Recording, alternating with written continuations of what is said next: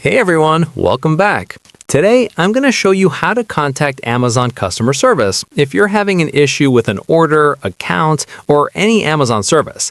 Before you start, make sure you're signed in to your Amazon account. One of the easiest ways to contact Amazon is through the Amazon customer service page. Open the Amazon website on your computer or phone, then scroll to the bottom of the page and select Customer Service. Once you're on the customer service page, choose a help topic related to your issue. If none of the options match, select something else, then choose the option that says, I need more help. From there, you'll be taken to the Contact Options page. If you want to speak to someone on the phone, select Request a phone call. Enter the phone number you want Amazon to call, including the correct country code, and tap Call Me Now. Amazon will usually call you within a few moments. If you prefer not to talk on the phone, you can use chat support instead. On the same page, select Chat with Us and follow the automated prompts.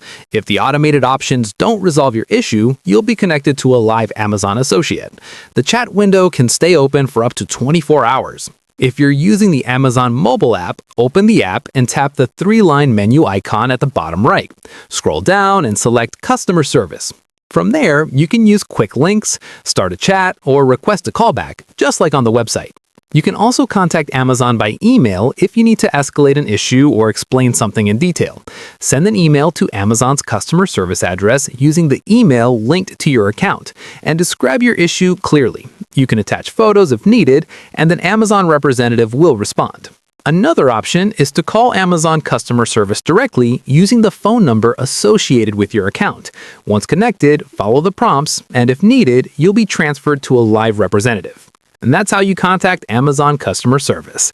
If this video helped you out, don't forget to like and subscribe for more simple and helpful tutorials. Thanks for watching, and I'll see you in the next one.